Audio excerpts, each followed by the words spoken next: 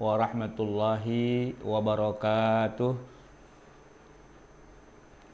Alhamdulillah alladzi bi ni'matihi tatimmus shalihat. Allahumma salli wa sallim wa barik ala nabiyyina Muhammadin wa ala alihi wa ashabihi ajma'in, amma ba'du. Saya sudah cukup lama belum ketemu lagi dengan teman-teman sekalian. Saya sih nyebutnya Wardah gitu ya. Dulu beberapa kali sempat datang ke Ulu Jami dan juga ke pabrik ya. Dulu mungkin belum terlalu besar ya. Sekarang alhamdulillah saya lihat hampir setiap hari kalau saya nonton TV itu ada iklannya Wardah di mana-mana. Jadi turut bergembira juga ya dengan kesuksesannya.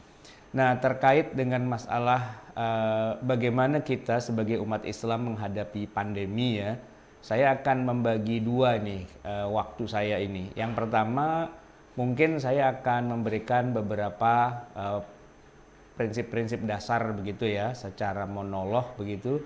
Tapi kemudian saya juga kangen juga nih untuk kita berdialog gitu ya. Jadi nanti mungkin saya akan buka lah kesempatan untuk ya kita bertanya jawab gitu ya.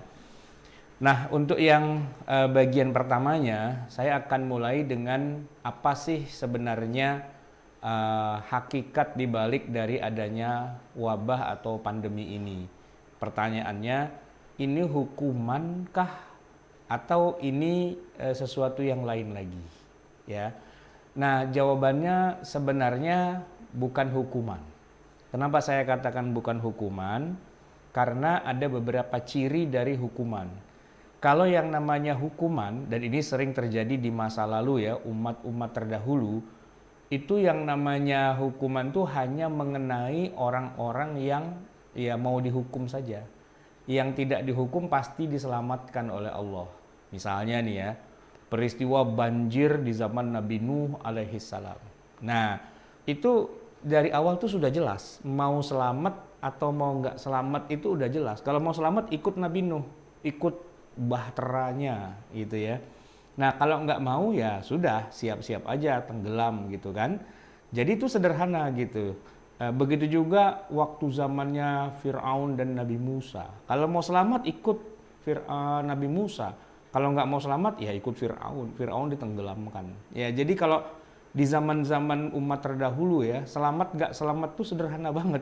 Ikuti aja agama gitu ya, nabinya gitu, selamat pasti di dunia dan juga di akhirat pasti gitu kan. Nah, kalau mau nggak selamat ya sudah, balelo aja dari agama tuh selesai begitu ya kan. Nah, tetapi apa yang terjadi di zaman kita sekarang ini tidak mengikuti patron umat-umat terdahulu. Kalau umat terdahulu memang itu adalah azab ya, Allah kalau udah menurunkan azab ya tentu kepada mereka yang menentang. Kalau yang beriman, yang baik-baik itu ikut Nabi gitu mah aman semua, nggak ada yang jadi masalah. Tapi di zaman sekarang ya nampaknya pendekatannya sudah berbeda ya, berbeda. Jadi memang ini dasarnya dari Nabi kita sendiri, Nabi Muhammad SAW, yang beliau itu sudah sejak awal menggunakan hak vetonya gitu, kalau boleh saya sebut istilahnya hak veto gitu ya. Sebagai nabi yang paling akhir, nabi yang paling mulia, nabi yang paling disayangi lah oleh Allah Subhanahu wa taala, itu dari awal sudah minta, ya Allah jangan dihancurkan umatku. Beda nih ya karakteristiknya dengan nabi-nabi terdahulu yang kalau udah kesel sama umatnya itu memang malah minta hancurkan aja ya Allah, hancurkan gitu. Itu begitu mereka. Tapi kalau Nabi Muhammad itu enggak. Jadi beliau itu walaupun kesel kayak apa gitu sama umatnya, minta dari awal, ya Allah jangan ada seorang pun di antara umatku yang yang dihukum gitu ya, yang dimusnahkan dengan banjir, dengan apa, itu enggak. Nah, maka dalam salah satu hadis tuh Nabi pernah bersabda begini, aku pernah memohon kepada Allah 3 permintaan dan Allah mengabulkan 2 ya, 2 dari permintaan itu dikabulkan, tapi 1 itu enggak diterima. Yang pertama, yang kedua itu ya 1 dan 2 ya. Aku mohon pada Allah agar Allah tuh tidak membinasakan umatku dengan kekeringan, dengan kelaparan gitu ya. Dan Allah mengabulkan. Dan aku juga mohon agar Allah tidak membinasakan umatku dengan menenggelamkannya. ya, dan Allah juga mengabulkan. Pokoknya jangan sampai ada umat ini yang diazab, yang dikasih, baik yang beriman atau yang nggak beriman. Semua kan hitungannya umat Nabi Muhammad kan pada dasarnya gitu ya. Tapi ada satu yang ditolak oleh Allah, yang terakhir, yang ketiga, jangan sampai ada fitnah ya internal di dalam tubuh umatku, itu yang permintaan Nabi itu ditolak oleh Allah. Jadi kalaupun kita hancur nih ya, hancur bukan karena Allah menurunkan azab, tapi kita nih pada berantem sesama kita. Ah, itu yang bikin kita hancur. Itu hadis sahih riwayat Imam Muslim gitu ya. Jadi kalau ditanya apakah wabah ini adalah bencana? Bukan. Apakah ini adalah hukuman? Juga bukan. Terus apa dong kalau bukan gitu ya? Nah, apa namanya? Begini, apa sih hikmah di balik itu ya? Mengapa ada bencana? Ya, ini kan pertanyaan ya. Jawabannya begini. Pertama, agar Allah bisa memberi pahala yang besar kepada kita yang bisa bersabar. Tadi di awal ibu kita ini sudah memberikan nasihat ya, bersabar begitu ya. Benar. Jadi di dalam surat Az-Zumar itu ada ayat innama yuwaffas sabiruna ajrahum bighairi hisab. Sesungguhnya hanya orang-orang yang bersabar saja yang dicukupkan pahalanya yang tanpa batas, saking banyaknya pahala itu. Itu syaratnya bersabar. Nah, maka kesabaran kita dalam menghadapi semua ini itu jangan dikira tuh gratisan ya. Enggak. Ini jadi semacam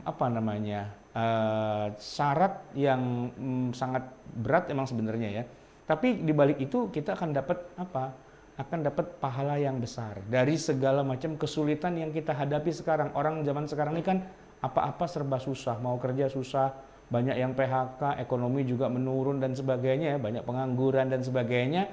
Kesabaran itu bukan tanpa hikmah di belakangnya ya. Secara hukum samawi ya, Allah Subhanahu wa taala itu justru ingin memberikan banyak pahala gitu ya. Mungkin kita kalau ibadah tuh rada-rada jarang-jarang gitu ya, atau nggak banyak lah gitu ibadah. Ya sudahlah. Tapi dengan cara apa nih pahala mau diberikan? Udah dikasih sedikit lah hambatan dalam hidupnya, ada pandemi, terus kalau dia sabar, nah kan jadi berhak juga untuk bisa dapatkan pahala itu ya.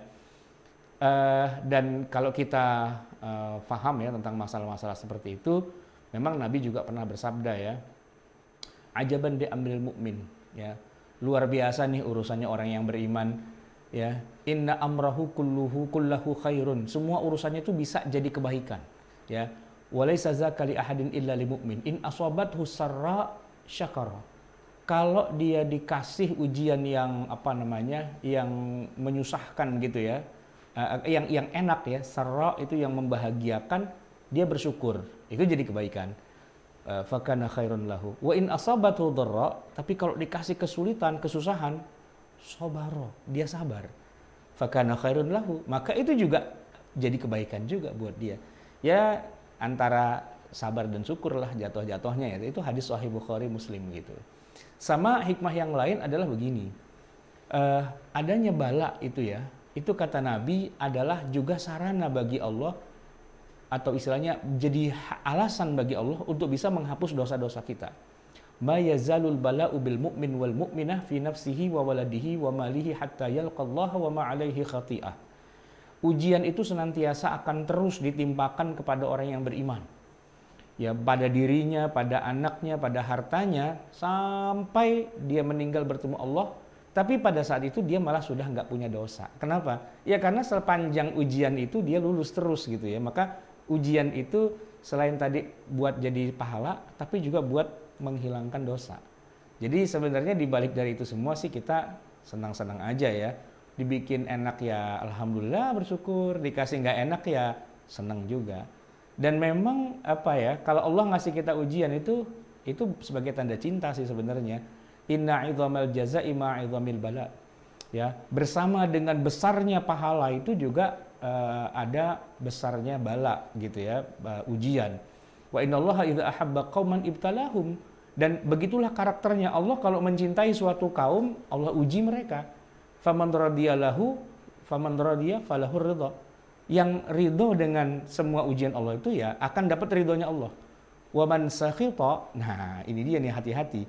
siapa yang marah-marah dengan ujian Allah ini, falahus sakhtu, maka dia juga akan dapat marah dari Allah.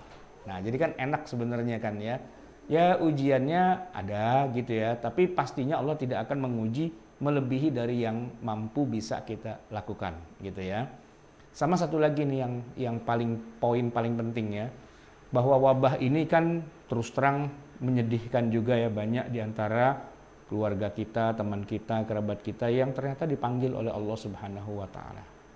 Itu kita sedih dan kita doakan gitu ya agar mereka diterima oleh Allah. Tapi nah ini yang saya kira penting juga kita tahu ya, bahwa salah satu hikmah di balik penyebaran wabah ini, apabila sampai ya terjadi korban gitu ya, itu ternyata bisa dihitung sebagai pahala orang yang mati syahid. Mati syahid. Wah, asik nih ya. Itu karena emang ada dasarnya dari Nabi ya. Misalnya Nabi dalam hadis yang sahih nih, Bukhari, Muslim. At-ta'un syahadatu likulli muslim. Mati karena menderita ta'un, wabah, itu adalah mati, syahid bagi setiap muslim.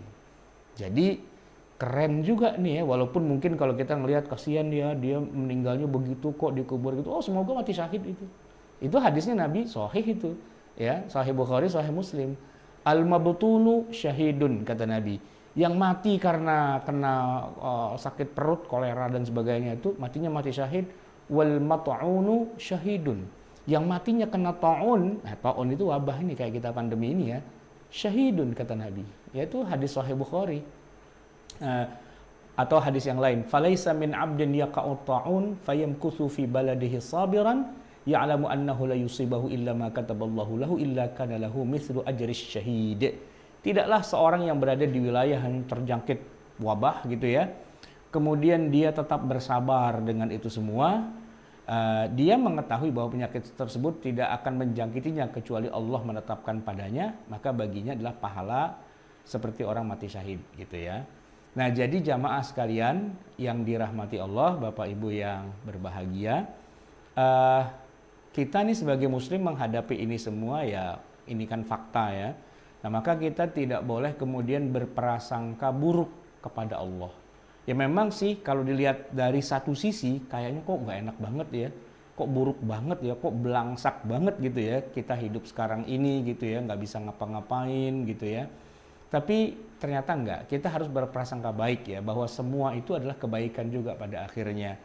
Jadi sebagaimana firman Allah dalam surat Al-Ahzab ayat 10, إِذْ جَاءُوكُمْ مِنْ فَوْقِكُمْ مِنْ أَسْفَلَ مِنْكُمْ وَإِذْ زَاغَتِ الْأَبْصَارُ وَبَلَغَتِ الْقُلُوبُ الْحَنَاجِرَ وَتَظُنُّونَ بِاللَّهِ الظُّنُونَ.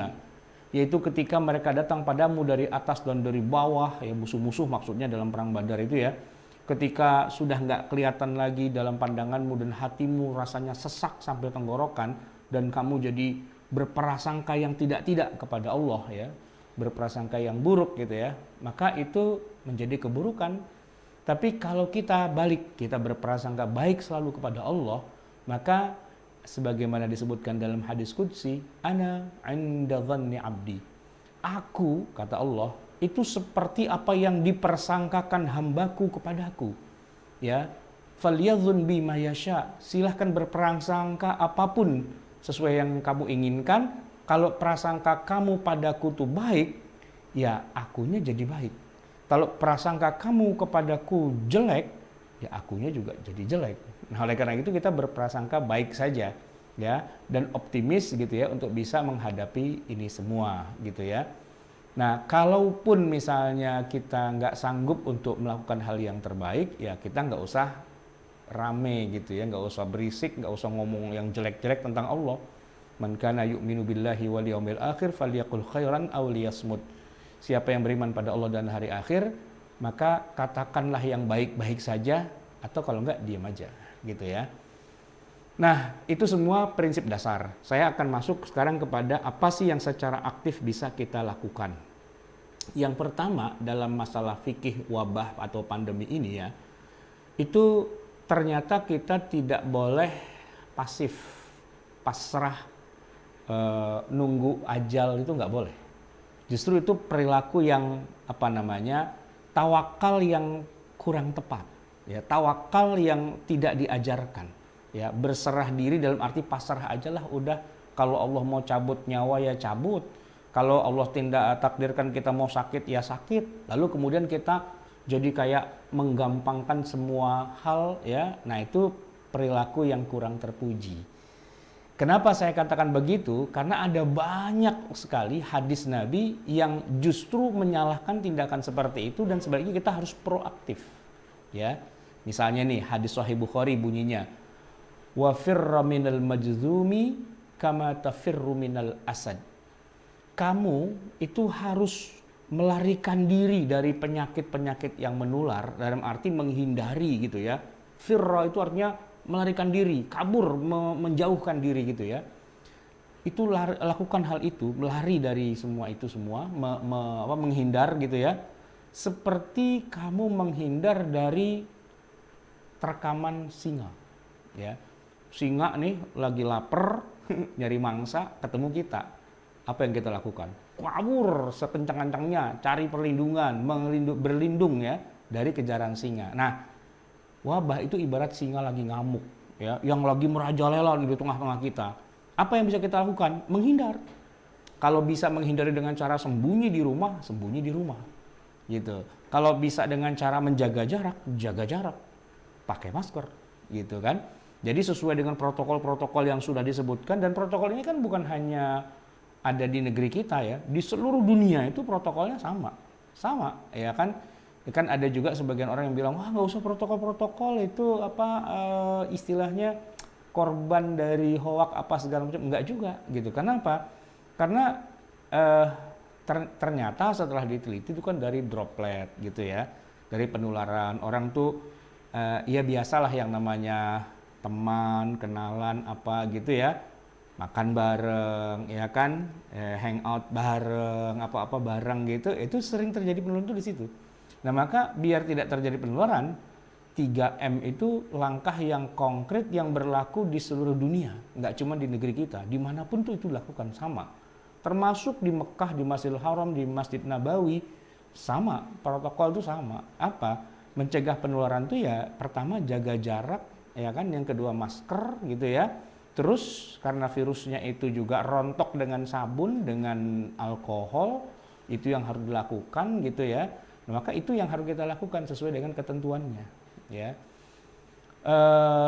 jadi sebenarnya kewajiban kita adalah nomor satu ya, mencegah biar jangan sampai terkena pada kita.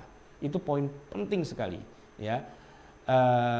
Di mana Nabi SAW itu memberikan warning. Ada 2 poinnya. Tidak boleh kita membiarkan diri kita terkena dari penyakit itu dengan 2 dalil. Ya. Yang pertama, tidak boleh kita itu membiarkan diri kita celaka binasa. Itu ada ayat Quran yang menyebutkan wala tulqu biaidikum ilat tahlukah. Jangan kau ceburkan dirimu ke dalam jurang kebinasaan. Nggak jaga jarak, nggak pakai masker, ya, nggak jaga protokol, ya itu namanya sama aja kita menceburkan diri dalam kebinasaan. Itu poin yang penting sekali dalam Al-Quran itu disebutkan. Ya. Nah, ayat yang kedua malah lebih keras lagi. Wala taqtulu anfusakum. Jangan kau sengaja bunuh dirimu sendiri. Nah, pandemi ini kan bukan cuma bikin sakit tapi bikin mati, ya kan? Nah, berarti masuk nih ayat yang kedua itu, jangan bunuh diri. Nah, bergaul dengan orang banyak tanpa jaga jarak, tanpa masker, atau mungkin, nah ini ya saya mau kasih catatan, mungkin masker dipakai, tapi tidak benar cara pakainya. Itu kalau menurut para ahli kesehatan, dan kita juga mungkin paham ya, pakai masker tapi di jenggot doang di sini, itu 100% sama persis dengan nggak pakai. 100% sama persis dengan nggak pakai. Jadi ya kebetulan aja nih saya zoom pakai begini kan dari rumah ya. Tapi kalau misalnya kebetulan gitu saya pas khutbah Jumat gitu ya, ya selain menjaga jarak apa segala macam, saya tetap pakai masker. Iya, kenapa? Ya gunanya masker tuh untuk menutup 2 lubang itu. Lubang hidung dan lubang mulut. Jadi harus dipakai terus. Keluar rumah itu udah pakai dan tidak dilepas kecuali sudah masuk rumah lagi. Ya kecuali kalau dalam rumah udah lain lagi ceritanya gitu kan. Tapi begitu kita ketemu tetangga, saudara, teman apa dan sebagainya, ya masker ya begitu itulah gitu. Walaupun mungkin di awal-awal orang pada nggak percaya bahwa penularan lewat droplet itu masa sih gitu kan. Nah, tapi ternyata kenyataannya memang dari situ. Saya punya sepupu yang positif ya COVID, padahal beliau ini adalah tenaga kesehatan yang biasa nasihatin orang, jangan begini, harus begini, dia kan nasihatin itu semua. Tapi kemarin saya dapat kabar beliau positif ya di di isolasi gitu ya selama berapa hari. Nah itu saya tanya pakai Zoom gitu ya, wawancara, kok bisa gitu ya? Bisa. Nah berarti Anda kan udah pakai semua APD apa segala macam gitu. Kok kena juga gitu kan? Apa nggak berguna nih masker-masker kita?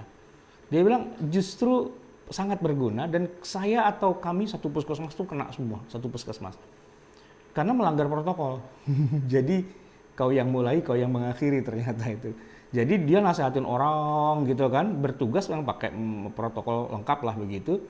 Cuma begini kasusnya, ketika misalnya nih udah selesai dari jam kerja, ya kan selesai itu mereka ganti baju apa segala macam. Nah, pada saat ganti baju, kemudian pada saat santai gitu, pada saat makan bareng itu mereka nggak pakai protokol. Ya disitulah kenanya, gitu, ya kan. Jadi banyak orang berpikir protokol itu kalau lagi di depan petugas, di depan polisi gitu ya, di depan apa gitu. Di luar itu mereka pada hahaha gitu kan. Ya justru itu kenanya gitu loh. Karena berpikir pakai masker tuh kayak orang pakai helm. Kita kan kalau pakai helm kan kalau ketemu polisi aja, ya kan. Kalau ketemu polisi kita pakai helm. Begitu nggak ada polisi ya helmnya digantung gitu. Nah padahal sebenarnya kan pakai helm tuh bukan karena polisi. Ya pakai helm tuh ya melindungi kepala kita gitu. Kan saya ngobrol tuh dengan polisi ya. Lucu juga nih Pak polisi gitu. Ada orang ditilang gitu gara-gara nggak pakai helm. Orangnya nggak mau ditilang, bilang Pak Allah cuma deket ini gitu kan. Ya tapi Bapak nggak pakai helm gitu. Saya bukan nggak pakai helm Pak, helmnya nggak sempat saya pakai, tapi saya bawa Pak. Jadi kan saya nggak salah gitu kata yang mau ditilang gitu. Pak, helm tuh gunanya dipakai Pak, bukan digantung di setang. Ya tapi kan saya bawa helm Pak gitu. Gini kata polisinya. Kalau Bapak helm taruh di setang, terus Bapak kecelakaan, kan nggak sempat Pak Bapak pakai helm dulu, ya kan? Kecelakaan tuh terjadi begitu aja. Masa orang mau tabrakan, sebentar, saya mau pakai helm dulu baru tabrakan ya, kan nggak mungkin. Iya, nah makanya, tapi kan deket Pak, saya cuma ke situ doang, masa pakai helm? Kata polisinya. Emang gara-gara deket terus aspal jadi empuk? Ya enggak kan? Nah iya, nah justru di situ masalahnya. Jadi kita tuh disuruh berprotokol itu bukan sekedar formalitas karena peraturan, karena apa dan sebagainya, itu enggak. Ya karena secara logika memang penyebarannya terjadi pada saat kita lengah. Pada saat kita siap, ya virusnya nggak berhasil gitu ya menembus. Justru pada saat kita lengah itu, di kelengahan-kelengahan itu yang terjadi. Itu cerita sepupu saya yang perawat di sebuah puskesmas gitu. Jadi separuh dari tenaga medis puskesmas itu masuk karantina semua, diisolasi ya. Nah begitu. Jadi sebenarnya itu yang kadang-kadang suka lolos dari kita ya. Nah selain itu kita juga tidak boleh. Nah tadi kan kita ngomongin kita harus melindungi diri itu ya dengan jaga jarak, masker, bla bla bla gitu. Selain itu juga agama Islam ini mewajibkan kita untuk apa? Melindungi orang lain. La darara wa la dirara. Kita tidak boleh mengakibatkan madarat pada orang lain. Oke lah, daya tahan tubuh kita tuh prima. Sehingga walaupun kita terkena virus kagak mempan. Tapi masalahnya ketika kita ketemu orang lain, yang kita bawa ini buat orang lain tuh bikin dia plek. Nah, itu kan merugikan orang lain juga. Maka kita menjaga jarak, pakai masker dan seterusnya itu bukan cuma kita menjaga diri, tapi juga menjaga orang lain dari kecelakaan yang kita lakukan tanpa sengaja. Ya ibaratnya kenapa sih kita harus kalau di dalam berkendara ya, kenapa sih kita kalau mau belok kanan harus sen kanan, belok kiri harus sen kiri? Ya biar yang belakang kita nggak nabrak kita gitu loh. kalaupun ketabrak gitu ya, yang nabrak kan yang salah, tapi kan kita rugi juga, ya kan? Makanya keamanan berlalu lintas itu bukan hanya buat diri kita saja, tapi juga buat orang lain itu juga harus kita perhatikan. Nah, protokol itu berlakunya bukan hanya buat kita, tapi buat orang lain, nah, agar orang lain juga nggak dirugikan oleh perilaku kita, ya. Nah, oleh karena itu, ini kaitannya nanti dengan bagaimana tata cara kita sholat berjamaah, ya, di masjid, atau kita dalam pengajian dan sebagainya. Ya memang sih setiap orang beda-beda, tapi kalau saya secara pribadi, saya bilang yang begini-begini tidak ada pengecualian. Maksudnya janganlah berpikir kalau di masjid, kalau pengajian, kalau sholat Jumat, oh berarti kita orang beriman, masa sih virusnya mau mengenai orang beriman? Enggak lah, itu tuh virusnya ngurusin yang pada dugem-dugem aja gitu misalnya. Enggak. Itu adalah cara berpikir yang keliru, ya, keliru. Kita salah waktu kalau berpikir begitu. Mungkin kalau kita ada di zaman Nabi Nuh, di zaman Nabi Musa, di zaman nabi-nabi terdahulu, iya. Karena virus itu adalah tentara Allah yang Allah turunkan untuk menghabisi orang kafir, gitu. Atau sebentar menjelang kedatangan Nabi Muhammad, waktu Nabi Muhammad lahir itu kan ada peristiwa tentara bergajah mau ngancurin Ka'bah, ya kan? Lalu didatangi burung ababil yang membawa batu-batu dari neraka sijil. Itu ya, yang hancur lebur seperti daun yang dimakan ulat, ya kan? Faja'alahum ka'asfim ma'kul. Itu hanya tentara bergajahnya saja, tentaranya si Abrohah saja. Penduduk Mekah yang ada di situ aman mereka. Nggak ada gitu misalnya burungnya terus nyasar terus datengin rumah orang Mekah gitu, enggak. Orang Mekahnya orang baik-baik semua. Yang jahat-jahat aja, jadi burungnya tahu nih yang jahat nih. Nah, gitu. Jadi udah ada alamatnya, ini sudah ada URL-nya. Ini yang kafir-kafir, yang ini tuh yang diserang yang kafir-kafir saja. Iya. Kalau umat terdahulu. Tapi kalau umatnya Nabi Muhammad ya, itu enggak gitu loh.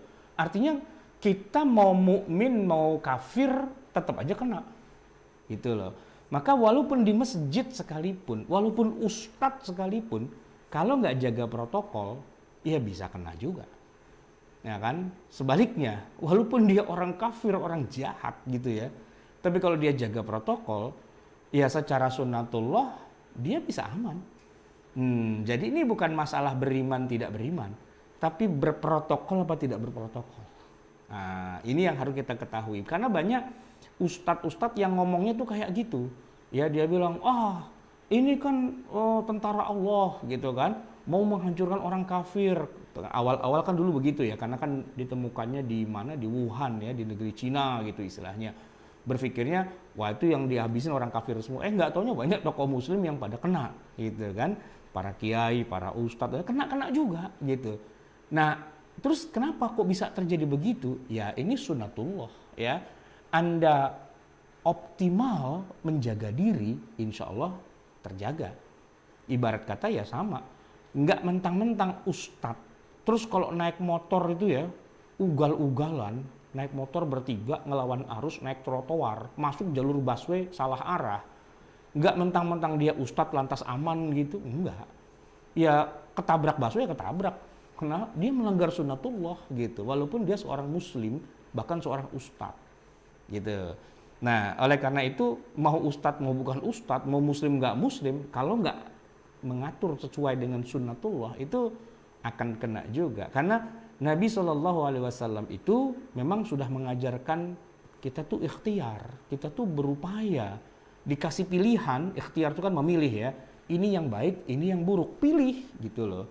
Ya kita harus pilih yang baik. Itu seperti yang dilakukan oleh Sayyidina Umar radhiyallahu an, Umar bin Khattab radhiyallahu an, ketika beliau mengalami pandemi di masa itu, ya disuruh milih mau terus masuk ke dalam Damaskus dengan resiko tertular, atau mau balik kanan balik lagi ke Madinah, ya kata Umar ya saya balik lagi aja.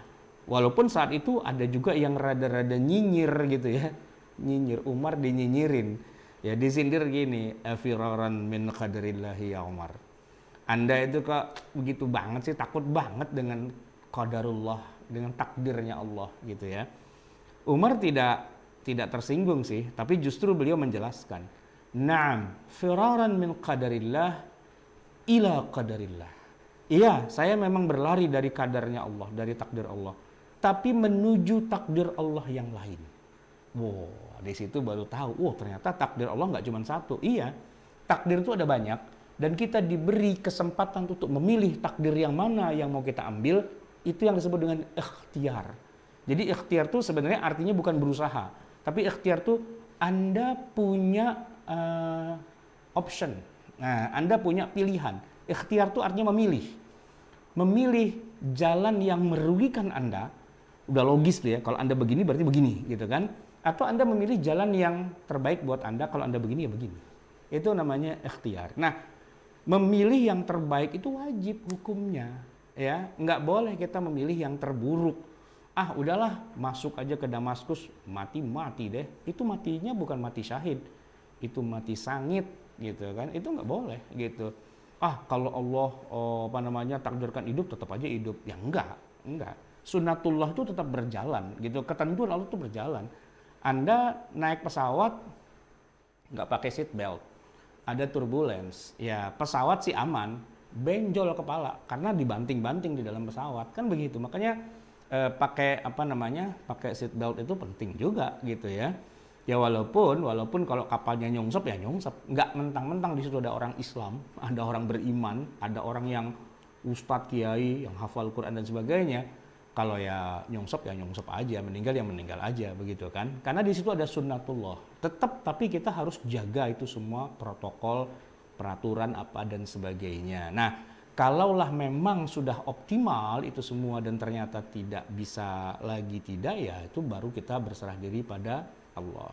Nah, yang terakhir nih, mungkin terkait dengan menjaga jarak kalau kita lagi ibadah ya. Begini, beberapa masjid itu sempat ditiadakan sholat Jumat. Saya masih ingat itu. Awal-awal itu saya bahkan sampai tidak sholat Jumat mungkin sampai beberapa kali ya. 5, 6, 7 kali begitu ya. Memang masjidnya tidak ada. Maksudnya tidak menjalankan sholat Jumat. Itu awal-awal kita pandemi. Tapi setelah itu kemudian mulai ada lagi gitu ya. Mulai ada lagi dan sejak itu banyak melakukan sholat Jumat. Cuma memang ada laginya itu sudah dengan syarat yang sangat ketat, yaitu harus jaga jarak, protokol, gitu kan. Dan saya pun mematuhi karena memang diizinkan oleh para ahli gitu ya. Tetapi harus jaga jarak, protokol dan sebagainya. Maka itu yang saya terapkan. Maksudnya begini, misalnya nih ya, besok saya diundang untuk ceramah di suatu masjid. Pasti yang saya tanya gini, selama ini protokolnya gimana Pak? Nah, pasti itu yang saya tanya, gitu kan. Nah, kalau mereka bilang ya tergantung kitanya sih. Saya bilang mohon maaf ya, cari ustadz yang lain aja. Saya nggak mau datang, gitu. Bahkan saya pernah juga dibohongin, dalam tanda petik dibohongin. Ini tempat pengajian yang saya rutin ngisi pengajian memang tiap malam Rebo gitu ya. Saya tanya dan mereka waktu itu kan emang libur lama tuh ya, Lebaran dan apa. Tapi habis Lebaran Haji itu kan mereka bilang kita udah mulai lagi Ustadz gitu. Oke, saya bilang protokol tetap dijaga ya, siap gitu. Begitu saya datang, sholatnya rapet-rapet. Wah, nggak ada yang pakai masker gitu ya. Itu saya bahkan lagi sholat saya mundur, gitu. Saya mundur. Dalam arti, ya udah, saya nggak jadi nih sholat di sini. Bahkan semua udah pada hadir, saya pulang, nggak jadi. Pengurusnya datang ke rumah minta maaf gitu kan. Saya bilang, ente nggak jujur, saya bilang. Saya tanya, protokolnya jalankan? Iya. Begitu saya datang, ternyata enggak. Gimana dong? Gitu kan. Ya tapi susah Ustaz masyarakat. Ya terserah mau bilang susah enggak. Anda itu pengurus masjid, Anda bertanggung jawab. Gitu ya. Nah, jadi saya bilang kalau kita di sini mau ngotot-ngototan ya nggak apa-apa. Antum cari aja ustadz yang lain yang nggak mau pakai protokol, silahkan aja. Nah, itu kemarin-kemarin. Sekarang sih udah pada takut. Kenapa? Makin banyak ustadz yang pada terkena. Ya saya bilang kan dari awal udah dikasih tahu protokolnya begini, terus pada mbalelo, pada sok tahu, pada ya begitulah, akhirnya kan kena kan. Nah iya, saya bilang nggak usah ustadz lah, tenaga kesehatan saja kalau protokolnya nggak 100% gitu, itu lolos gitu, kena juga gitu, apalagi cuman ustadz gitu kan.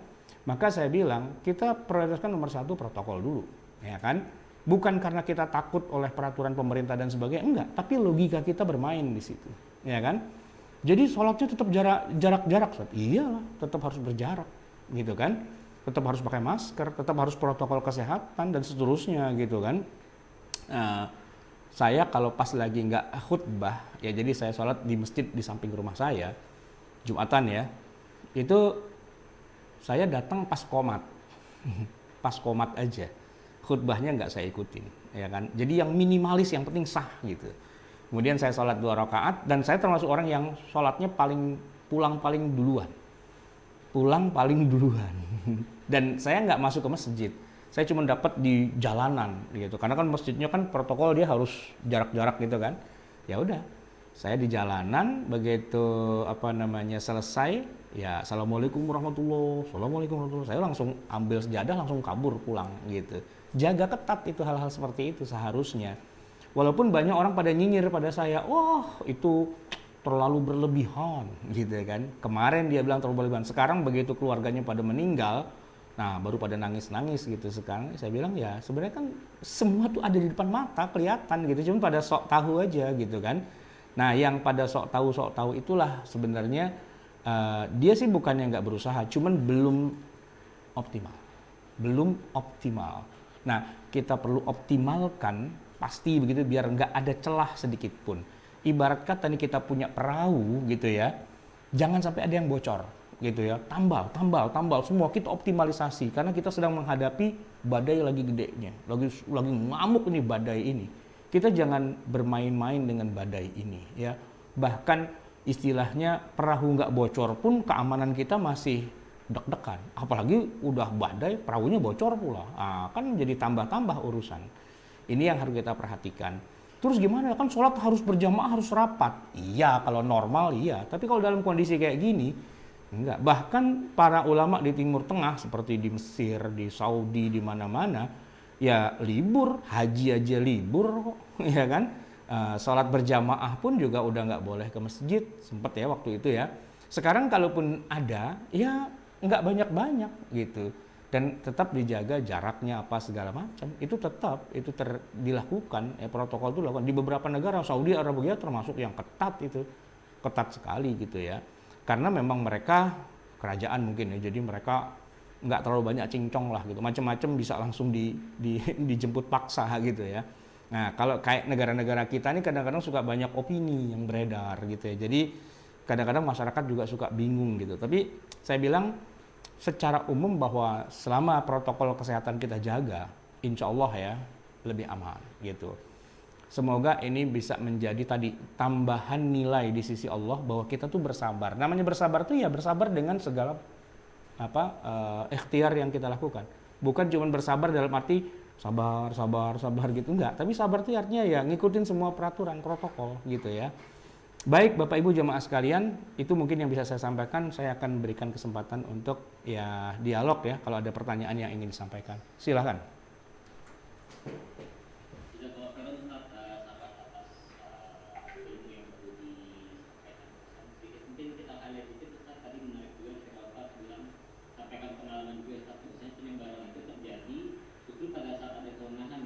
Betul. Iya. Iya. Kita sadari bersama Ustaz. Terus Ustaz juga tadi sempat cerita tentang di zaman Khalifah Umar juga ada yang menarik itu bahwasanya kita tuh berlari dari satu takbir ke takbir lain, dari takbir ke takbir Allah lain. Yeah. Mungkin teman-teman di sini kita sambil ingetin lagi, kalau misalnya ada pertanyaan boleh disampaikan di kitchen hall atau di kolom YouTube gitu ya. Udah cukup banyak pertanyaan yang masuk, satu-satu akan kita tanyakan kepada Ustaz Sarwan. Pada teman-teman yang memang punya pertanyaan apapun seputar pandemi, terkait ibadah, terkait bagaimana kita bekerja sebagai bentuk ibadah kita gitu. Di masa pandemi ini kita bisa tanyakan ke Ustaz Sarwan. Ustaz, izin saya baca pertanyaan yang pertama dari Mas Indra. Yeah. Ustaz, apabila kita ingin berniat ingin sholat berjamaah, namun akhirnya kita mengurungkan diri karena takut menyebarkan virus, apakah pahalanya tetap sama Ustaz? Terima kasih. Saya bilang mungkin kalau secara formal ya, pahalanya pasti beda kan antara berjamaah dengan sendirian di rumah. Tapi begini, di sisi yang lain, ketika kita niatnya adalah untuk menjalankan perintah Allah yang satu lagi, yaitu menolak mafsadat ya, menjaga jangan sampai terjadi penularan baik pada kita atau pada orang lain, justru kita dapat bonus dari sisi yang lain. Jadi secara berjamaah, oke, kita kalah. Tapi secara niat kita tidak mau menularkan atau ketularan, itu pahalanya gede. Dan bisa mengalahkan pahala yang tadi kita kehilangan. Jadi kan jadi seimbang. Tapi niatnya dulu gitu loh. Jangan nanti dibilang, wah niatnya sama, pahalanya sama. Ya enggak. Berjamaah pasti pahalanya gedean. Sendiri pasti pahalanya kecilan. Tapi kalau kita sendiri dengan niat, ya Allah, ini kalau saya berjamaah nih, ini bikin masalah loh. Nah sekarang kalau saya niat sendiri nih, kita mencegah dari itu semua, itu namanya jalbul masalih wa darul mafasid. Wah ini dalam rangka taat kepada Allah juga ini, ya kan? Dapat dong bonus dari situ. Dan boleh jadi bonusnya malah lebih gede daripada yang berjamaah tadi. Bisa jadi seperti itu kan. Maka mau sholat sendirian dengan niat ya, biar tidak terjadi hal-hal seperti itu sesuai dengan protokol, itu pahalanya gede. Walaupun bukan pahala dari berjamaahnya, pahala dari taat pada ketentuan yang Allah tetapkan, gitu. Selanjutnya pertanyaan dari Mbak Anisha, bagaimana cara kita mengingatkan kawan-kawan kita yang masih ragu untuk tetap melaksanakan protokol kesehatan, baik itu 3M tadi, jaga jarak, masker, cuci tangan. Kadang udah ngajak malah dinyinyirin Ustaz. Mungkin Ustaz bisa bagi pengalaman. Kalau masalah nyinyir ya, sekarang ini kita hidup di Republik Nyinyir Nusantara ya. Senegara kita ini semua orang tuh hobinya nyinyir semua ya. Apa yang kita kerjakan pasti dinyinyiri orang gitu. Nah, kalau kita tuh orangnya suka baperan, dikit-dikit kita sedih gara-gara dinyinyiri, ya kita nggak akan selesai juga itu ya. Nggak akan beres-beres juga. Oleh karena itu nomor satu kalau menurut saya kiatnya, pertama, muka tembok, itu nomor satu. Penting banget punya muka tembok, itu penting. Dalam arti begini, ya terserah gua lah, yang punya badan gua, yang punya inian gua, kenapa lo yang nyinyir? Ya kan? Saya mau maskeran, emang situ maunya apa? Saya suruh buka gitu? Sorry ya, kan harus begitu kita, ya kan?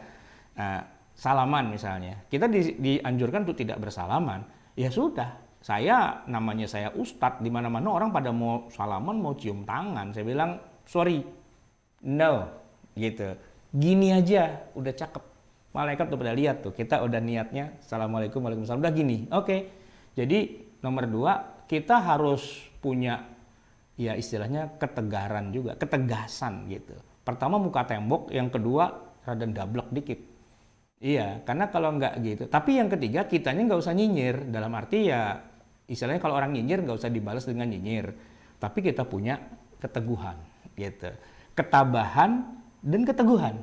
Tabah, teguh. Nah, sama satu lagi, sumpel kuping, santai aja. Orang mau ngomong apa terserah, gitu kan. Walaupun kadang-kadang saya suka begini ya, begitu ada korban gitu di situ, saya suka ketelepasan, syukurin, gitu. Nah, itu nggak boleh juga, gitu. Nggak boleh, nggak boleh. Itu kan kita jadi kayak balas dendam. Enggak lah gitu ya. Ya namanya orang sedih segala macam ya kita doain lah gitu kan. Kayak Nabi lah gitu, kita itu istilahnya dimusuhin orang dan sebagainya. Begitu orangnya kena kesusahan, Nabi nggak kemudian hore gitu, enggak juga gitu kan.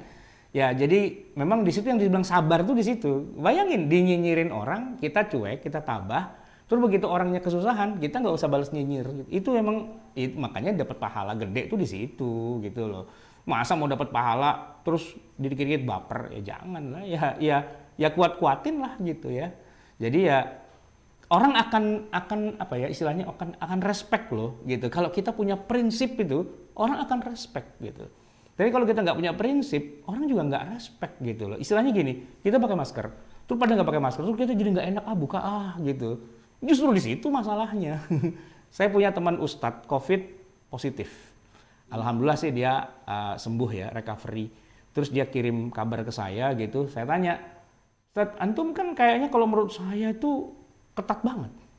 Kok bisa kena? Dia ngaku, kan habis pengajian kan suka foto-foto tuh. Nah, waktu foto-foto dibuka, itu justru.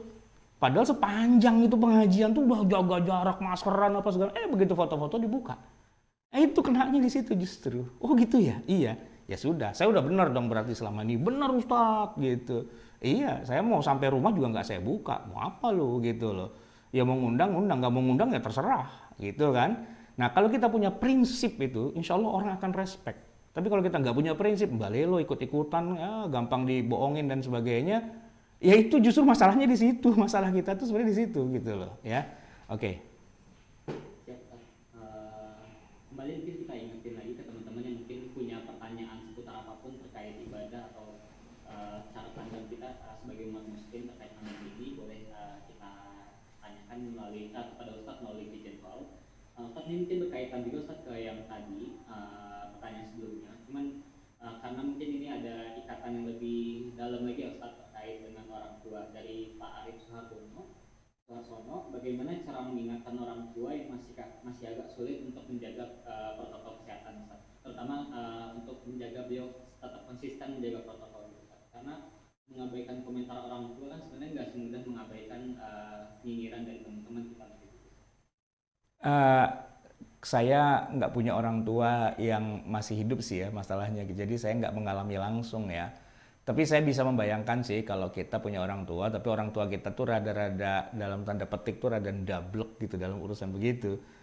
Tapi sih biasanya sih saya suka bilang begini, kan suka ada berita-berita yang nggak enak ya tentang korban, tentang kematian, apa segala macam.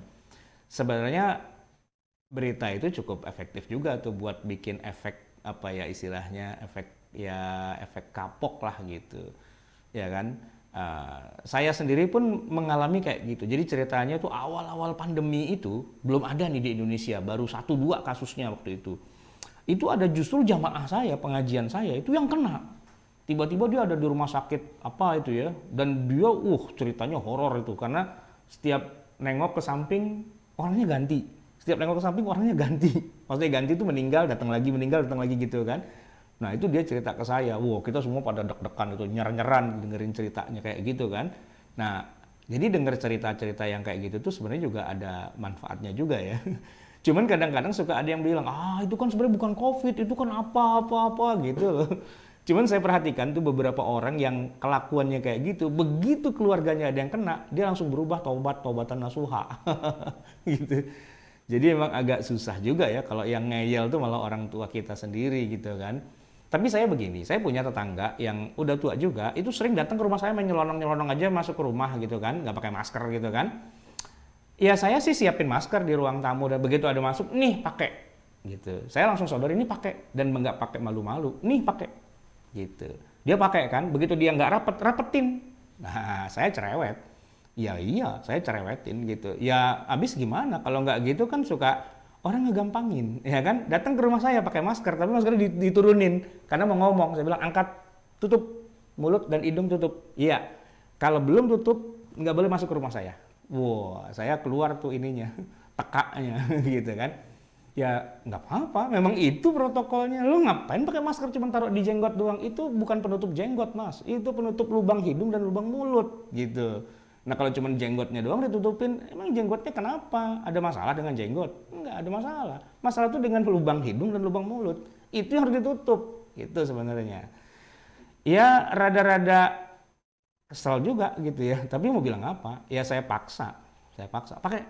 Makanya orang kalau ketemu saya dari jauh udah takut itu. Ya kan? Ada Ustaz Sarwan pada pakai. Ya nggak apa-apa. Harus begitu. Ya kan? Kalau enggak saya langsung, kenapa nggak dipakai? Langsung saya tunjuk gitu loh. Ya mau apa lo gitu kan? Orang di rumah saya kok gitu. Saya yang punya kekuasaan, pakai. Nah gitu. Ya kalau anak perempuan udah balik nggak pakai jilbab aja kita omelin, pakai kerudungnya, pakai kan gitu. Ini nggak pakai masker. Ini lebih parah, nggak pakai masker tuh lebih parah gitu loh, ya kan? Tapi itu saya. Berangkat dari urgensinya. Oh iya, justru masalahnya begini, ternyata virus itu bisa korban sekarang ini bukan karena korban orang tuh tidak berprotokol, tapi tidak 100% berprotokolnya. Protokolnya cuma 99%. Justru virusnya masuk di angka 1%-nya itu. Di situ dia lewatnya. Itu kan kayak kebocoran kapal gitu loh. Namanya bocor itu bukan berarti bolong semua gitu, enggak. 99% ketutup, 1%-nya kebuka. Justru di 1%-nya itu. Gitu. Maka 100%. Nggak ada 99% itu nggak ada. Oke. Mungkin pertanyaan selanjutnya Ustaz Iya. dari mungkin terkait dengan hal yang sifatnya fundamental tadi juga Ustaz dari Mbak Eka Anissa. Iya. Ustaz izin bertanya, bagi seseorang yang sudah berikhtiar sesuai dengan proses gitu Ustaz, Mhm. namun kaderullah beliau positif COVID. Ya. Apakah itu sebenarnya bentuknya teguran, cobaan, atau ujian sebenarnya Ustaz bagi orang tersebut? Iya, iya begini. Jadi saya nggak bilang teguran atau cobaan. Saya bilang Allah lebih ingin lagi memberi dia yang lebih banyak. Ya, pertama dia harus sabar karena dengan kesabarannya itu jadi dia kayak gini deh. Mungkin kalau disuruh tiap malam tahajud selama setahun gitu kan belum tentu bisa. Tapi dengan dia bersabar, pahalanya kayak orang tahajud setahun mau nggak? Gitu kan?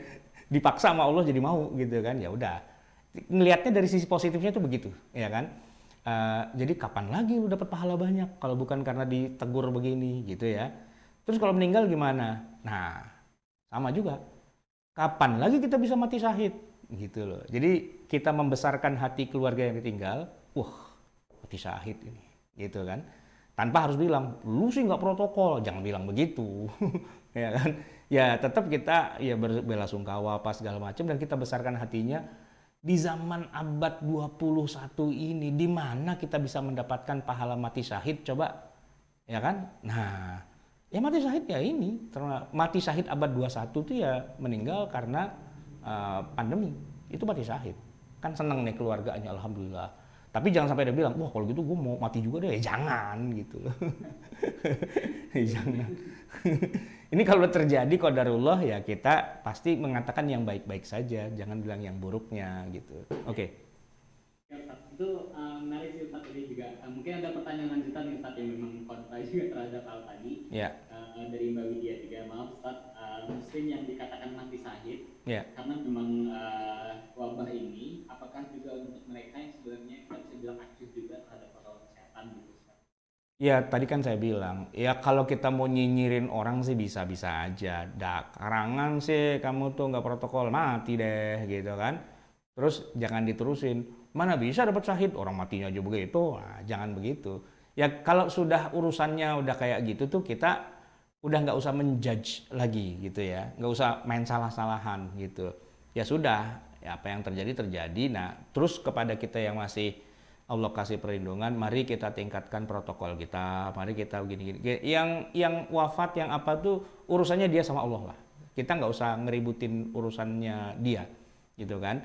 Biarin tuh Allah yang ngatur apakah mau dikasih pahala mati syahid apa enggak. Tapi kita ngomongnya selalu positif, insya Allah syahid, gitu kan tuh jadi doa, gitu.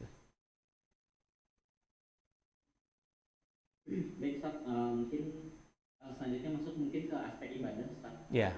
Memang banyak juga pertanyaan-pertanyaan yang muncul itu terkait dengan aspek ibadah juga Ustaz. Salah satunya mungkin dari komentar dari salah satu Taragonian teman kita juga, Mas Robi, bahwasanya saat PSBB kemarin memang dilarang sholat berjamaah Ustaz. Memang Ya. banyak orang mengikuti, terus cuman sekarang kan mulai ada anjuran juga mungkin boleh sholat berjamaah. Cuman karena saking semangatnya gitu Ustaz, jadi kadang ketika udah sampai ternyata yang datang banyak gitu Ustaz. Kita ingin protokol tapi nggak bisa gitu Ustaz. Yeah. Seperti apa Ustaz kita menyikapi?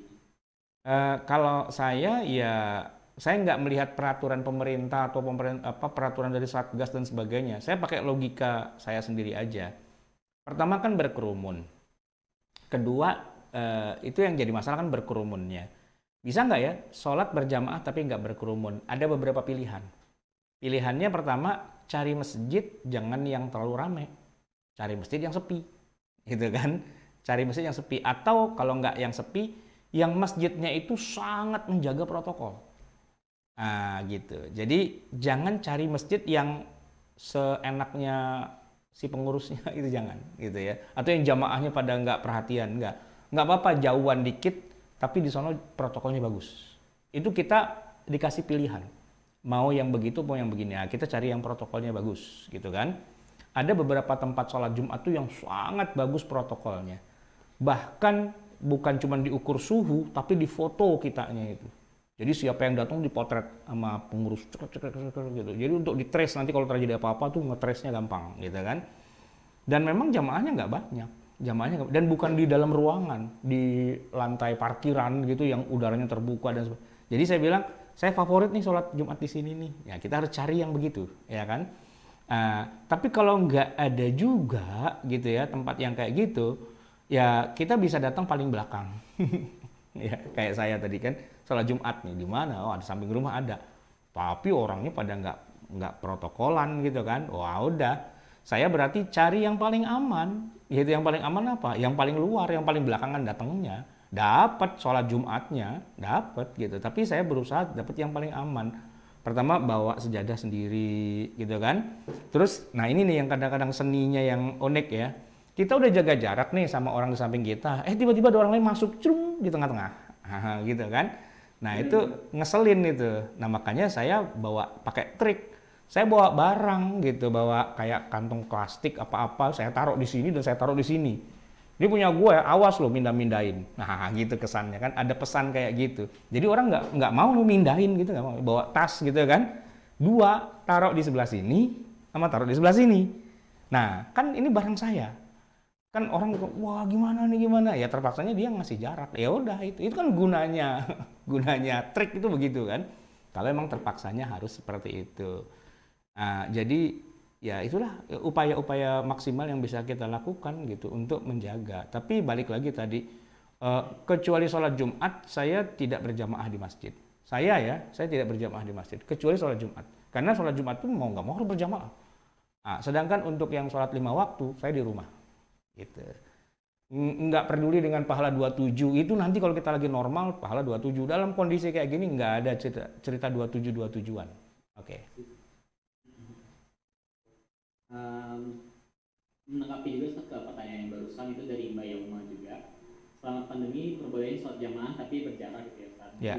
Alhamdulillah protokolnya udah dijalankan. Ya. Ya ada nggak sih Ustaz memang aturan gitu mungkin Ustaz jaraknya berapa sentimeter atau meter sih sebenarnya agar sholat tersebut masih tetap sah gitu Ustaz?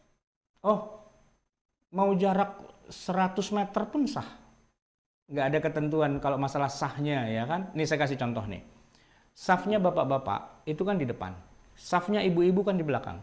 Nah dalam sholat yang sehari-hari di mana masjidnya nggak penuh, misalnya saf bapak-bapak tuh satu baris, ya kan? Satu baris doang. Sholat zuhur gitu misalnya. Terus safnya ibu-ibu juga mungkin ada 5 orang. Tapi jaraknya tuh 1, 2, 3, 4, 5, 20 saf ke belakang. Kan terpisah tuh berarti bapak dan ibu jauh banget. Sah nggak sholatnya ibu-ibu yang jaraknya terpisah jauh banget? Sah. Selama masih dalam satu gedung, sah. Gitu. Jadi misalnya imamnya paling depan sono. Ya, makmumnya di sini nih, paling belakang sekali kan. Saf itu ada 20 saf. Imam di saf pertama, makmum di saf terakhir. Sah. Nggak ada masalah. Nggak ada masalah. Jadi jangan ketipu dengan orang-orang yang nggak ngerti ilmu syariah, yang ngarang-ngarang bahwa kalau jaraknya makin jauh, terus nggak dapat sinyal, terus sholatnya jadi nggak sah. Siapa yang bilang? Ini bukan masalah sinyal, Om. Ya kan? Satu ruangan, ya, satu sholatnya di pojokan sana, satu di sini. Asalkan dia dengar, dia lihat, itu sah. Gitu. Jadi, it's okay, nggak ada masalah. Gitu. Berjarak tuh nggak ada masalah. Justru malah jadi wajib hukumnya. Baik. Ya, pertanyaan selanjutnya dari Mas Tri Wahyu. Ini terkait sholat Jumat, Ustaz. Tadi disinggung juga Ustaz Sarwan. Izin bertanya, Ustaz, apakah boleh terus-menerus selama pandemi ini kita sholat Jumat, namun kita ganti dengan sholat zuhur? Kurang lebih seperti itu. Iya, begini. Kalau masih dimungkinkan untuk sholat Jumat yang sesuai dengan protokol, masih dimungkinkan, ya kita sholat Jumat sesuai dengan protokol. Gitu. Tapi kalau untuk sesuai dengan protokol itu ternyata tidak memungkinkan karena memang tempatnya tidak memungkinkan, tidak muat dan sebagainya gitu kan. Ya berarti misalnya kan kapasitas jadi berkurang. Misalnya masjid biasanya muatnya buat misalnya katakanlah 400 orang. Gara-gara harus pakai jarak dan sebagainya, bisanya cuma 100 gitu kan. Berarti yang 300 nggak muat dong. Gimana nih gitu kan. Ya kalau masih bisa dipaksakan dengan cara melebarkan tempat sholat dari masjid melebar ke jalanan, ke halaman, kemana, tetapi dengan jarak gitu kan. Kalau masih bisa begitu wajib begitu. Tapi kalau udah nggak memungkinkan, nggak bisa Pak Ustadz, ini maksimal udah segini, mau tambah lagi udah nggak bisa. Ya berarti yang lain-lain kan nggak bisa ke sana. Jadi dia nggak harus sholat Jumat, nggak apa-apa. Itu fatwanya dari awal memang begitu. Mau bilang Al-Azhar, mau bilang Saudi Arabia, mau bilang mana-mana, semua sepakat begitu. Tidak wajib kalau emang sudah tidak memungkinkan lagi. Gitu. Jadi yang wajib hanya yang itu. Nah nanti tinggal ini kalau di satu komplek bareng-bareng ya gantian. Sholat Jumatnya gantian ya. Jumat besok lu, Jumat besok saya gitu, Jumat lagi gantian lah gitu kira-kira diputar. Itu alternatif paling akhir sebenarnya. Tapi kalau masih bisa tadi makan jalan, makan halaman, makan apa, atau bikin sholat Jumatnya di hall yang besar gitu kan, yang bisa menampung lebih banyak, itu lebih baik. Seperti kita sholat Idul Fitri kan begitu kan. Kenapa sih Nabi SAW itu kalau sholat Idul Fitri itu di lapangan, di padang pasir dan tidak di masjid karena nggak muat. Maka dipindah ke lapangan gitu. Nah, jadi kalau misalnya kita mau bikin sholat Jumat yang protokolernya bagus gitu kan, sewa aja lapangan bola gitu. Ya kan orang pada sholat di situ. Masjid nggak usah. Karena sholat Jumat itu tidak harus di masjid gitu kan. Nah, oleh karena itu lapangan sepak bola yang luas itu tuh bisa kita gunakan. Lapangan parkir, lapangan apa yang besar-besar itu bisa kita gunakan untuk sholat Jumat sebenarnya. Kalau memungkinkan itu lebih bagus daripada tidak sholat Jumat. Oke. Ya, insya Allah masih penjelasan juga. Pertanyaan juga mungkin nyambung juga saat yang jawaban sebelumnya. Karena memang Masya Allah teman-teman kita ini semangat banget Ustaz dalam mencari ilmu untuk sebenarnya apa sih ibadah yang paling baik kita lakukan di sana. Terus ini ada pertanyaan terkait karena rumah beliau itu dekat Ustaz dengan masjid sehingga sebenarnya suara imam maupun khutbah itu kedengaran. Apakah sebenarnya boleh sholat dari rumah namun memang ngikutin dengan yang lagi ada di masjid? Untuk Jumatan ya, itu sama persis dengan kasus saya. Rumah saya dengan masjid nempel. Nah, jadi kalaulah safnya sampai ke halaman rumah saya, ya saya berarti dari rumah saja boleh. Tapi kalau safnya nggak sampai, itu ya nggak boleh. Gitu. Jadi gini, saf itu kalau mau terputus boleh selama di dalam satu ruangan masjid. Gitu ya. Terputus nih, tapi dalam satu ruangan masjid itu boleh. Nah, tapi kalau terputusnya di luar ruangan masjid, di halaman, jadi nggak bisa itu. Misalnya kita nih ya, masjidnya luas. Taruhlah misalnya Masjid Istiqlal kan luas tuh, di pintu gerbang kita sholat makmum sama orang yang di dalam, tapi kan nggak ada jalur ini nih, nggak ada barisan safnya. Itu nggak boleh, nggak sah gitu. Tapi kalau kita sempat masuk ke dalam gedungnya, gedung masjidnya, walaupun nggak sampai ke saf yang terdepan, itu sah. Itu batasnya begitu sebenarnya. Oke? Nah, rumah saya sama masjid itu nempel. Pagernya, pagar masjid sama pagar rumah itu nempel. Saya masih punya halaman rumah. Sebenarnya saya kalau mau sih, saya sholat aja di halaman rumah saya bisa. Tapi nggak nyambung safnya. Gitu. Akhirnya saya keluar dari rumah, masuk ke halaman masjid. Nah, yang mana safnya nyambung. Nah, saya sholatnya di situ. Seandainya halaman masjidnya penuh, masuk safnya ke halaman rumah saya, ya enak tuh saya tinggal buka pintu, ini dia safnya. Gitu. Iya. Oke. Itu berlaku juga untuk sholat selain sholat Jumat? Iya, sholat 5 waktu. Makanya kita kalau lagi haji atau umroh, hotelnya kan ada tuh yang hotel di depan Masjidil Haram kan, itu kan ada saf. Kemarin saya 2019 tahun kemarin ya, bukan tahun ini, saya pergi haji dan bukan beludak banyak banget. Saya tuh kalau sholat hampir berapa kali doang ya masuk ke masjid. Selebihnya saya sholat di lobi hotel. Orang begitu liftnya kebuka, lah ini udah barisan. Ya udah saya sholatnya di situ di lobi hotel. Ya karena kan safnya nyambung gitu. Oke. Mungkin masuk ke pertanyaannya lebih ke yang ibadah yang sebenarnya bisa kita laksanakan atau kita maksimalkan tetap di masa pandemi sekarang ini. Ada pertanyaan dari Mas Adi. Adakah amalan atau zikir agar kita tetap bisa terlindung dari masa pandemi ini dan agar kita tetap kuat dan sabar sehingga tidak lemah terhadap protokol kesehatan ini?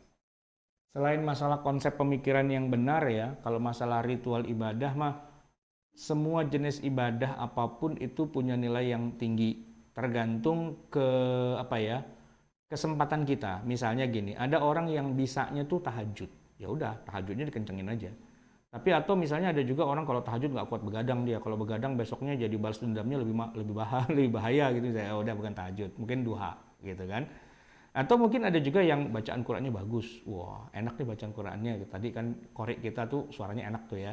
Wah, udah baca Quran yang banyak gitu. Jadi disesuaikan lah, dikembalikan kepada siapa kitanya dan kita merasa apa ya istilahnya merasa mantap dengan jenis ibadah itu. Nah, begitu kita menikmati ibadah itu pahalanya jadi makin besar, gitu ya.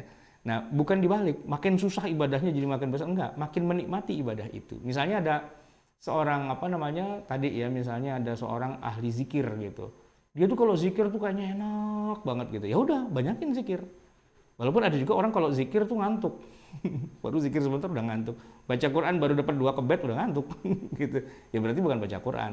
Dia pilihlah jenis ibadah yang menurut dia paling enjoy dan dia lakukan dengan sebaik-baiknya. Gitu. Dikembalikan kepada orangnya masing-masing sebenarnya sih. Oke. Ya, Ustaz, makasih atas tambahan dari Ustaz. Mungkin masuk ke pertanyaan yang lagi-lagi Ustaz, mungkin mudah-mudahan jadi pengingat kita juga dalam membangun pola pikir kita pada masa pandemi ini. Ada beberapa pertanyaan yang masuk itu Ustaz. Yang pertama itu dari Mbak Amalia Azza. Ustaz, gimana sih sebenarnya kita dalam membedakan ujian dengan azab? Karena saat ini kan qadarullah di Indonesia sendiri seperti kita tahu sedang banyak musibah gitu Ustaz. Baik itu sifatnya ujian gitu Ustaz. Apakah ini sebenarnya dapat dikatakan sebagai azab atau peringatan dari Allah atau bagaimana? Terima kasih. Ya tadi dari awal saya sudah katakan bahwa zaman kita ini bukan zaman para nabi dan rasul terdahulu yang istilahnya kalau dosa langsung bejendol. Enggak. Maka kita harus hati-hati dengan sinetron azab tuh ya, hati-hati. Tukang cukur mati ketelan alat cukur. Nah, gitu. Jangan yang begitu-begitu. Itu kurang mendidik gitu istilahnya.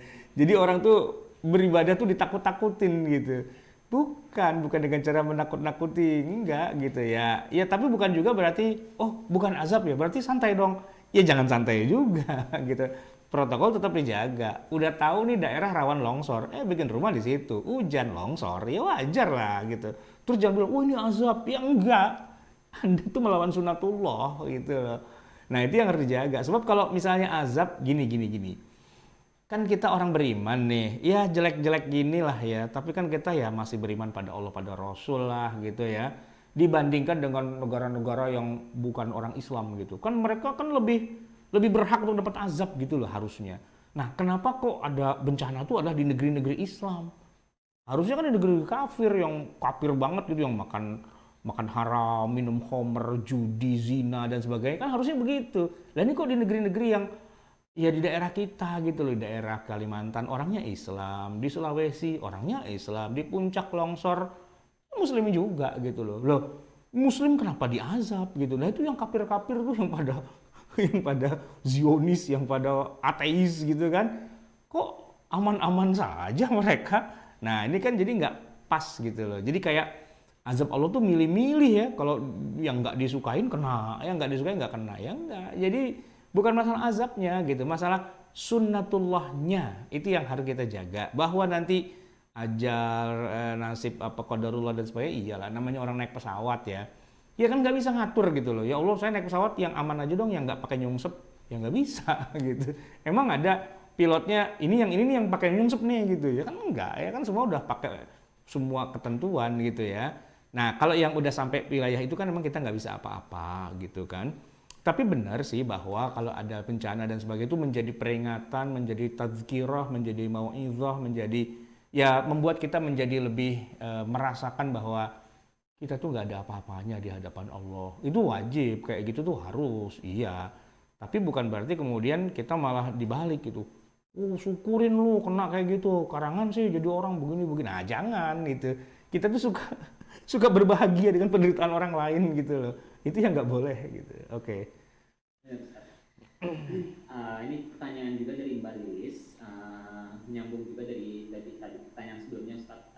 Bagaimana sih sebenarnya Ustaz orang yang saat ini merasa hidupnya lancar dan tidak mengalami yang namanya ujian kehidupan gitu Ustaz dari Allah? Apakah itu tandanya tidak disayang oleh Allah untuk naik tingkat keimanannya beliau tersebut? Enggak, kan ujian itu ada dua. Ada ujian bikin susah, ada ujian bikin seneng. Ya kan? Jadi jangan dikira kalau waduh kita senang terus nih, jangan-jangan kita salah nih. Jangan-jangan kita istidraj.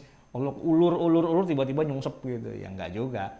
Nah, kan kita belajar agama. Dalam agama itu ada tolok ukur kebenaran, gitu ya. Jadi kan kita tidak juga diuji sama Allah tuh dengan apa istilahnya jebakan-jebakan Batman kan enggak juga. Maksudnya ini perbuatan kita benar apa enggak ya gitu. Itu kayak dirahasiakan gitu. Ternyata salah gitu kan enggak. Justru kita ngaji belajar ilmu agama itu kan untuk mengetahui mana benar, mana salah, mana benar, mana salah. Jadi kita tahu prosedur, protokol. Nah kita kerjakanlah sesuai dengan protokol yang sudah kita pelajari itu, insya Allah aman gitu kan. Nah jadi Allah tuh tidak pernah bikin-bikin jebakan ya, sengaja nih ada sebuah peraturan di apa namanya disamar-samarkan gitu. Terus tiba-tiba kita kok enak-enak aja ya, tiba-tiba waduh masuk neraka gitu. Ya enggak lah, enggak. Jadi itulah gunanya kita ngaji, kita belajar ilmu agama biar kita tahu prosedur SOP yang Allah sudah tetapkan tuh begini. Nah, kemudian apakah kita sudah benar dengan SOP itu?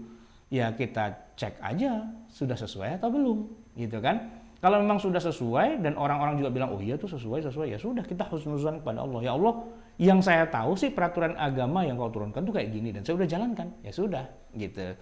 Jangan sampai kita berpikir enggak, ini peraturan jebakan nih. Sebenarnya di balik itu Allah sengaja nih bikin kita jadi terjebak. Nah, masuk neraka deh gitu.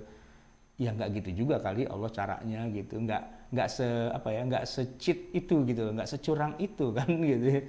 Jadi Allah sudah menurunkan agama tuh dengan mudah, dengan terang, mana yang hak, mana yang batil. Kecuali nggak pernah belajar agama. Nah, kan kita nggak punya informasi apapun tentang mana halal, mana haram, mana baik, mana buruk kan karena nggak belajar. Nah, yang kayak gitu-gitu harus khawatir itu. Makanya belajar agama yang bener lah ya, dari guru yang ngerti, yang tahu hukum, yang tahu syariah dan sebagainya. Nah, sehingga kita ketika berjalan itu ya menjalankan kehidupan itu dengan nyaman karena sudah sesuai dengan ketentuan gitu. Baik. Iya, Ustaz. Terima kasih, Ustaz. Ustaz, mungkin terakhir karena memang Masya Allah ilmu yang disampaikan Ustaz sangat kita syukuri sekali dan mungkin waktu juga yang sebenarnya memisahkan kita. Ya. Pertanyaan terakhir mungkin pertanyaan cukup simpel, Ustaz, cuman sangat fundamental sih menurut saya. Ustaz, sebenarnya arti cobaan itu apa ya? Apa memang diperuntukkan untuk orang-orang yang beriman atau seperti apa sih sebenarnya? Mungkin untuk menutup pertanyaan kita pada saat ini. Apa itu tadi pertanyaannya? Arti cobaan itu sebenarnya apa ya, Ustaz? Apa memang diperuntukkan untuk orang-orang yang beriman? Gitu? Ya, istilahnya cobaan itu kan tadi saya bilang ya, cobaan itu ada dua macam. Ada cobaan yang nikmat dan ada cobaan yang tidak nikmat. Biasanya yang pada lulus tuh kalau cobaan yang tidak nikmat. Karena langsung berasa sebagai cobaan yang waduh gue ditegur nih gitu. Sedangkan kalau cobaan yang nikmat itu agak ya walaupun banyak yang lulus juga ya, tapi sering pada keserimpet. Kenapa? Ya tadi dikasih kekayaan, ya kan dikasih jabatan, dikasih apa tuh jadi kayak lupa-lupa daratan gitulah gitu ya. Nah, sehingga banyak yang nggak lolos tuh malah justru kalau cobaannya cobaan berupa kenikmatan gitu. Nah, oleh karena itulah maka bukan berarti sih siapapun dapat kenikmatan berarti wah, berarti saya mau dijebak nih sama Allah, ya enggak juga. Makanya dulu para sahabat Nabi itu orang-orang baik gitu, orang mulia ya. Kalau dikasih yang namanya kayak kenikmatan kayak jabatan gitu ya. Kan mereka tuh pada innalillahi wa inna ilaihi rajiun gitu. Kenapa mikir, waduh, saya lagi diuji nih. Beda sama orang sekarang ya. Dapat jabatan sujud syukur dia. Wah, dapat jabatan gitu kan. Sujud syukur. Ya bukannya nggak boleh sih, tapi kelihatan gitu ya ekspresinya berbeda. Kalau orang beriman banget tuh dikasih kenikmatan, dia hati-hati. Waduh, jangan-jangan ada ada yang membuat saya jadi lupa nih, gitu kan?